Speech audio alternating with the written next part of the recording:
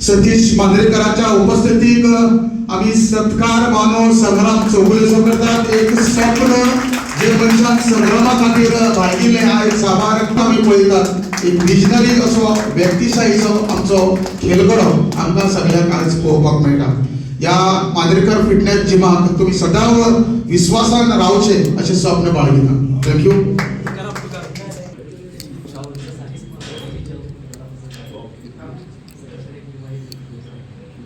Photo session Tukaram बरोबर आमी उदोशान ते या फोटो सेशना भितर रावताले. एक विश्वासान तुकाराम तुमचे मदीं आसात. तुमची स्वप्न घेऊन एक फोटोग्राफ त्याचे काळजाक उरचो.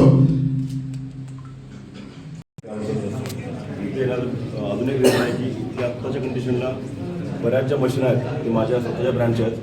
फिटिंग या ब्रँडचा मी अँबॅसिडर आहे आणि त्यामुळं माझ्या ब्रँडने मला माझ्याच कामात हेल्प करण्यासाठी इकडे पाठवलं. जेणेकरून माझं जे मोठं आहे माझा की फिटनेसला बेसिक लेवलपासून वरच्या लेवल न्यायचं तोच मोठं माझा ब्रँड पण माझ्यावर कमी.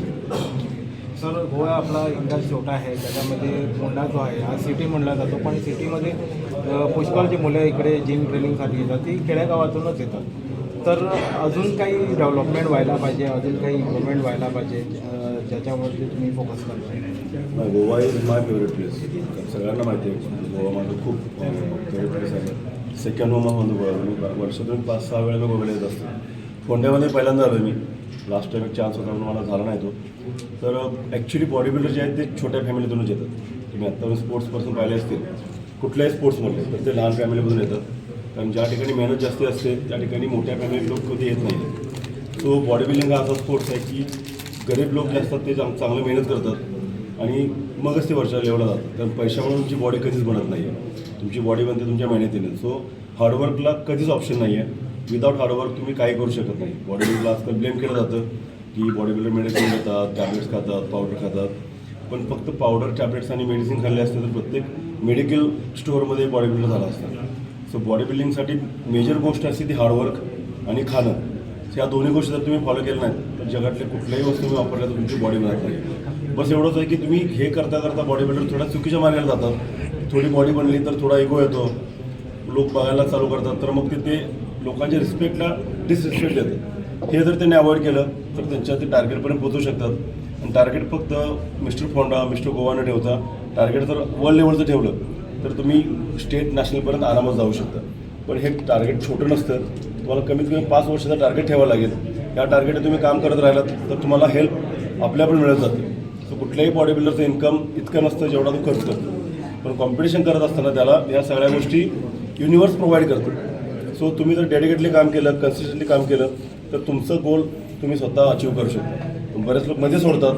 ज्यावेळेस आपण खाण काढत असतो, खणत असतो आणि ज्यावेळेस सोनं लागणार असतं त्याच्या आधीच आपण थांबतो आणि अजून थोडा वेळ पुढे गेला असता तुम्हाला ते सोनं भेटलं असतं. सो असं बरेच वेळ करतात लोक की चांगल्या लेवलला जातात पण लास्ट मोमेंटला थोडं खचतात किंवा काहीतरी रिझनमुळे थांबतात जिथं त्यांचं मेन अचिव्हमेंट असते. सो कन्सिस्टंटली करत राहा. जोपर्यंत करता येतं तोपर्यंत करा आणि तुम्हाला हेल्पची अपेक्षा ठेवू नका कोणाकडून. हेल्प तुम्हाला 100% मिळत जाईल. आणि बऱ्याच वेळेस माझे पण काही प्लॅन चालले आहेत ते मी ज्या जिमला व्हिजिट करतो आहे त्या जिमच्या ओनरशी कॉन्टॅक्ट करून मी त्यांना सांगेल की मी फ्युचरचे काय प्लॅन करतो. सो बॉडी बिल्डिंगसाठी आणि फिटनेससाठी मी ऑलवेज रेडी असतो आणि तेवढ्यासाठी मी ट्रॅव्हल करतो. ओके. जिम ट्रेनर किंवा जिम ओनर जे आहे याने हा एक व्यवसाय नसून तर हा एक स्पोर्ट्समॅनशिप तऱ्हेने बघायचा आणि मुलांना प्रोत्साहित करायचं. तर कुठल्या दिशेने त्यांनी फोकस करून हे सगळी कारवाई करायची. Body building is not income source. बऱ्याच लोकांना वाटतं की बॉडी बिल्डर झालं तर पैसे मिळतील खूप. Sir body building is a part of fitness. लोकांना वाटतं की फिटनेस म्हणजेच बॉडी बिल्डिंग. असं नाही आहे. Body building is a part of fitness. पण बॉडी चांगली असल्यामुळे लोक तुमच्याकडं अट्रॅक्ट होतात. म्हणून फिटनेसचा आयकॉन किंवा फिटनेसचा अभ्यासक म्हणजे बॉडी बिल्डर असतात. पण काही बॉडी बिल्डर आहेत ते चांगल्या दृष्टीने प्रमोट करतात स्वतःला आणि काही बॉडी बिल्डर चुकीच्या दृष्टीने करतात. सो चांगल्या दृष्टीने जे बॉडी बिल्डर प्रमोट करतात त्यांना एज्युकेशनची गरज थोडी असते की बॉडी माझी लॉंग टर्म राहणार नाही आहे. 4-5 वर्षामध्ये किंवा एखादा ॲक्सिडेंट जरी झाला तर तुमची बॉडी डाऊन होऊ शकते. सो तुम्ही तुमची वर्ष जी दिलेली असतात बॉडीसाठी तुमच्या त्याबरोबर तुमचं नाव चांगलं केलं पाहिजे आणि नॉलेज ग्रास्प केलं पाहिजे. हे नॉलेज आणि तुमचं नाव जे आहे ते तुम्हाला फ्युचरमध्ये हेल्प करते. So body is there but त्याला लिमिटेशन्स आहेत. सो त्या लिमिटेशन्स ओळखून जर नॉलेजच्या बाबतीत ग्रहण केली तर डेफिनेटली फिटनेसमध्ये तुम्ही चांगलं करिअर करू शकता.